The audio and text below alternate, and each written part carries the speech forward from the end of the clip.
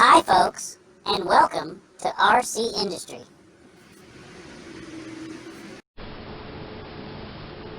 Hey, it's Rick here.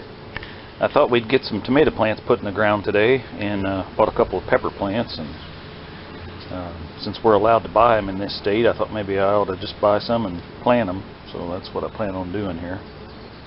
I don't know if the dogs will help me out. I think Tallulah's over here sunning by the pool. So anyway, and let's look at the plants we got over here. They're coming up pretty good since the last time.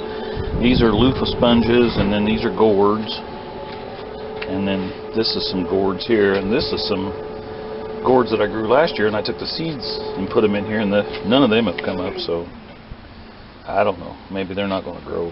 So let's go out here while we're thinking about it, and we'll look at the hops, see how they're doing. We've had a lot of rain and it's been cold, but today it's a lot warmer, and we're not supposed to have any rain for a couple of days, so that's good. So let's see what we got here. Those never have come up. So and that was the Cascades. So this is the Nugget, and this is the Crystal. So as you can see, they're almost waist high already, so that's good. They got a long ways to go up here, but and then went out to Ruley King and purchased one of these. Had to get Eric to haul it in his truck, but I put that in the ground, bent me some homemade tent stakes there to fasten that down so this thing won't move around. And I'm going to plant those loofah sponges up on that then, and hopefully it'll kind of do its thing up there. So anyway, alright, I'm going to head back over here to the shed, and we're going to see if we can get the tiller to run, and I'll show you my tiller. Okay, well, we got two tillers here. This one is I don't know, it's made in Lynn, Indiana, wherever that is. I ought to know, I live here, but I don't know where that's at. I'll have to look that up. But it's a mini till by Parini, whatever, who knows. Anyway, whatever that means, I'll have to look that up on the interweb there and see what's going on. But I can tell you that it's an old one, and a friend of my dad's gave it to my dad. My dad used it for years, and it still runs good, or it did. I'm assuming it still does. We'll have to check the old oil, and I know that you have to use pretty heavy oil in it, if I remember right. I've been using this in there because it is so wore out that regular oil, it'll just be such a blue cloud you can't see the thing when it's sitting there running. So I do remember that about it. We'll put a little gas in it, and should just fire right up. We'll see. And then this one here, need to put a little gas in it. The last time I tried to use this one, it had been sitting for a while, and I think the jet there, I may have to take my screwdriver and fiddle with that a little bit. But anyway, we'll see. This is a little Troy built. You know, it was made probably in the last decade, or at least in this century, where this one over here was made a long time ago. And I can tell you that this baby really gets with it too. And of course, you know, it's all open. There's no safety shields or anything, so you know, you don't want to be putting your feet up there on it and stuff like that. So alright, so let's see if we can check this thing out and see if it'll start. Okay, well, let's see here. This is where the oil's at. And like I said, it's been a while since I ran this one. Yeah, she's low. How low can it go? Let's see if we can put some oil in this. Some good Valvoline SA50. Put a little of that in there. that helps take up the slack on them rod bearings and stuff, you know. Important things that are down in there. Now I don't know if Terrell would do it this way, but that's the way RC Industries are going to do it. So we'll just see. She was pretty low, apparently. But like I said, the last time I used it, it's been a while back, so. And I just kind of got that up there to where you can see it right at the edge, because that kind of slants a little bit. So we'll put that up in there. And swing that around. Put some gas in it. Now I always use alcohol-free gas, and I don't put any stable in it or anything. I just use them. But you know, this one hasn't been run for a while, so I might have messed up on this one. We'll just have to see. We'll see if we can get her started here. If we start it, I'm going to take it outside because I know it's going to smoke big time in here. Okay, and if I remember right, you just have to take your pliers or a screwdriver and you just short that out to shut her off, because there ain't no kill switch or nothing. So, all right, let's see here. Let's see if we can get this thing to start. Now, I always carry pliers and a screwdriver. My grandpa could rebuild a 350 turbo transmission with these two tools right here. Practically, I've seen him do it. So I always carry them around. All right, let's see here. Let's see if we can find the choke. And this one here. There we go. Give her a good. Oh yeah. Get her up here. Give her a good pull.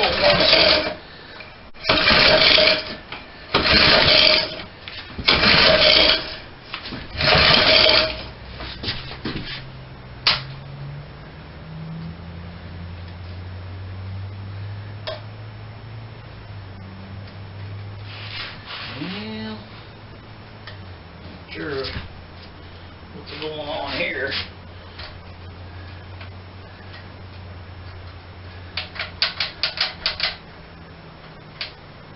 Yeah, shoot, the throttle is kind of stuck on it a little there. Let's see what we got.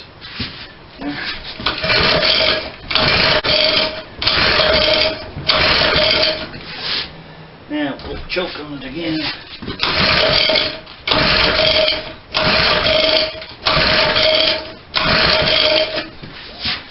She's not wanting to go.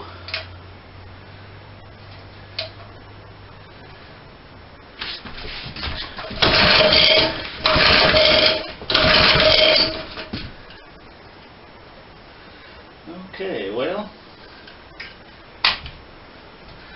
smells like it's over flooded now. This thing here might be acting a little hinky, I don't know.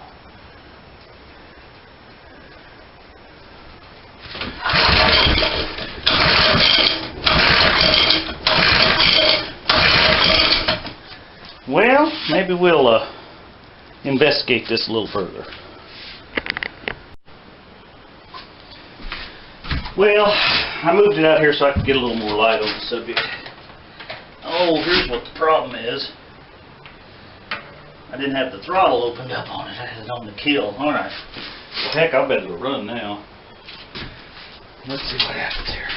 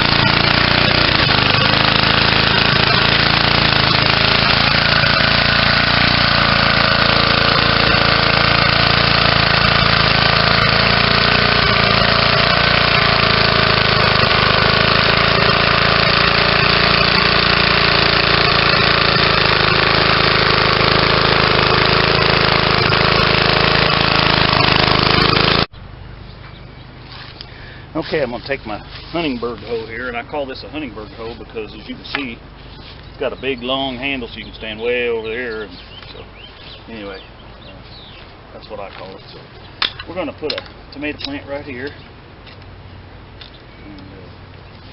And, again, I'm just putting in 3 of them, so, you know, that's enough. We'll can tomatoes this year and make salsa, but I'll go down to the farmer's market and get one of those folks down there to give me or to sell me a couple bushels of tomatoes, and that'll be enough for that. Now I'm going to put a cage around this. I've got a big cage here, and then I got to put this around the base of it, because you've heard me before talk about all of the deer we have in the yard. So I have to put this down here to keep the rabbits away from it. And then I'm going to shove this in here to keep the deer away from it. And hopefully this will work. It makes for unhandy weeding, but don't have a whole lot of other choice. Alright, show you more. Okay, well, I got them all planted, and you can see it's wet around there, and I forgot to show you that, but I always take my sprinkling can and, you know, I don't know, put a nice and soak them good down real good. Not real fast, but just real slow, and I probably put a gallon of water on each one. So we got a tomato there. This is a yellow bell pepper. This is another tomato. This is a jalapeno, and this is a green bell pepper, and then another tomato. And so I put the chicken wire around the bottom. That's to keep the rabbits out, and then the top part is to help, notice I say the word help, keep the deer out of it. The good thing is I waited this year, you know, this is the 31st of June, I'm sorry, the 31st of May, so tomorrow's June 1st. And most everybody else in the neighborhood that has plants and stuff has already got them out, and the deer are already fighting them.